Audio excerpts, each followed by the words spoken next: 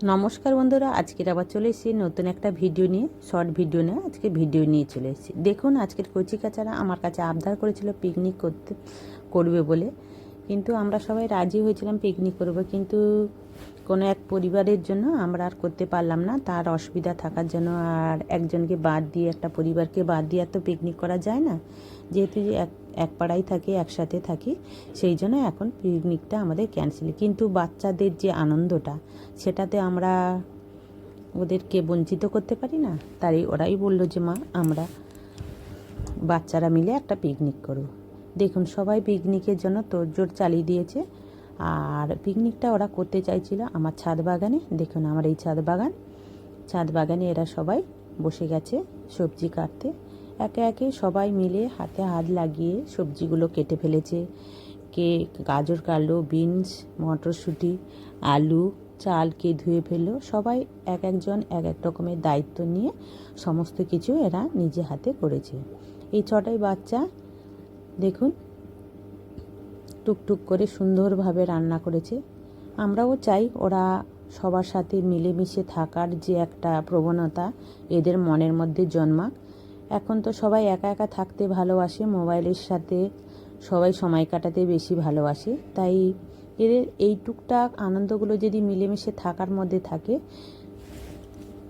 তাহলে এদের আর কোনো অসুবিধা হবে না, সবার সাথে মিশতে পারবে এবং সবাইকে নিয়ে বা মানিয়ে নিয়ে চলতে পারবে। সেই জন্য ওদেরকে আমি ছেড়ে দিয়েছি। দেখুন, একে একে সমস্ত কিছু রান্নার জোগাড় ওরা নিজেরাই করেছে।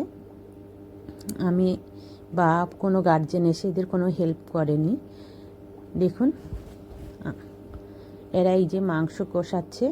আর আমার বাগানের যে বিলেতি ধনে ছিল, এমনি ধনে পাতা ছিল, কিন্তু এই বিলেতি ধনের পাতাটা দারুণ সেন্ট এবং গন্ধটা খুব মিষ্টি গন্ধ, যার জন্য এরা এই বিলেতি ধনে পাতাটা তুলে নিয়ে মাংসেতে দিল। দেখুন,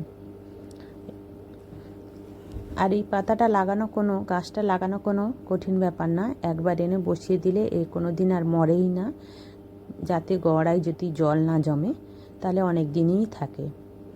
এবার দেখুন, মাংসটা এরা পরিষ্কার করে ধুয়ে নিয়েছে, দিয়ে মশলা কষানো হয়ে যেতে তার মধ্যে এবার মাংসটা দিয়ে কষাতে থাকলো।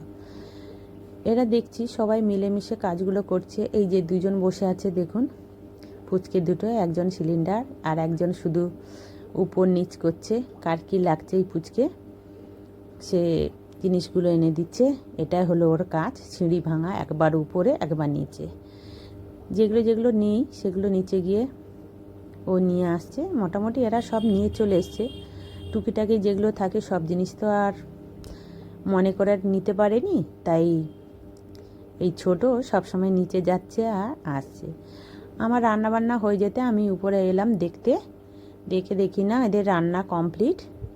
আর ফ্রাইড রাইসের এটা হয়ে গেছে। আমি বললাম আর এর মধ্যে আর একটুখানি পেঁয়াজ পাতা দিলে ভালো লাগবে, তাই আমার গাছের থেকে পেঁয়াজ পাতা তুলে ছোটো ছোটো করে কেটে ধুয়ে দিয়ে দিলাম।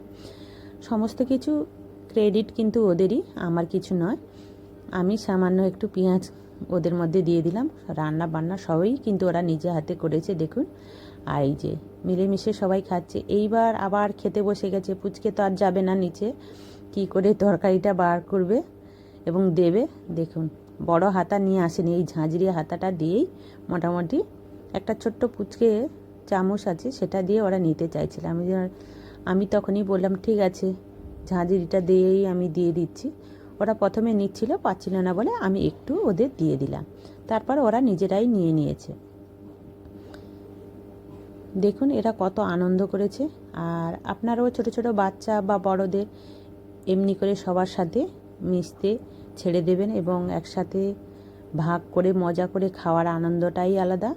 দেখুন, ছোট ছোট আনন্দে ওরা অনেক আনন্দ করেছে। সে যদি কেউ না দেখতো, কেউ বুঝতে পারবে না। এরা এত আনন্দ করেছে সে আমি ভাষায় প্রকাশ করতে পারছি না।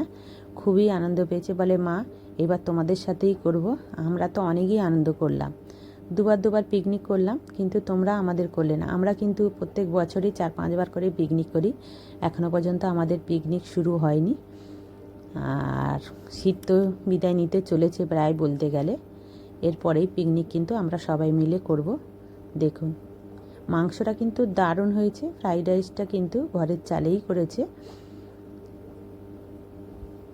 দেখুন কত সুন্দর কালার, এবং রান্নাগুলো কিন্তু অসাধারণ হয়েছে। সবাই খেয়ে ওরা বলেছে, সেই জন্যই বললাম। দেখুন এর মধ্যে এদের রান্না ছিল, ফ্রাইড রাইস করেছে, এখানে পাঁপড় নিয়েছে, স্যালাড, আর ছিল চাটনি। আর এই মাংস খাওয়ার নিয়ে একটা বিশেষ মজা আছে, কিন্তু এই নিয়ে বেশি আনন্দ করেছে। বেশি আনন্দ করেছে কেন বলছি, এই মাংসের মধ্যে কে খাবে গলা, কে খাবে পা, এইসব নিয়েই চলছে। কে সলিড মাংস, সুবিধাই হয়েছে। সবাই তো আর সব কিছু খায় না, কে আবার হাড্ডিটা খেতে ভালোবাসে, আবার কে আবার সলিড মাংস। এদের মধ্যে কিন্তু সবাই ব্যালেন্স করে মাংসগুলো সব উঠে গেছে, সবাই খেয়েছে তৃপ্তি ভরে আর আনন্দও করেছে।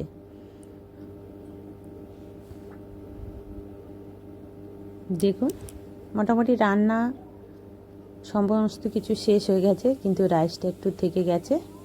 বাচ্চা তো, ওরা বুঝে উঠতে পারেনি, সবাই করেছে, ওরা নিজেরাই করেছে, আমাদের কোনো কিছু হেল্প নেয়নি। এবার খেয়ে দেখো না কত খুশি হয়েছে, সবাই হাত দেখাচ্ছে ভালো হয়েছে বলে।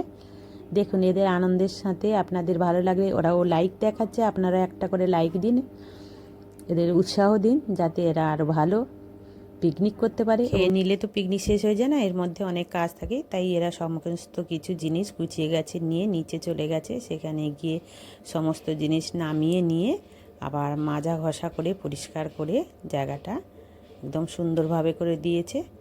আর আপনারাও এদের সাথে থাকুন, ভালো লাগলে একটা লাইক কমেন্ট করুন।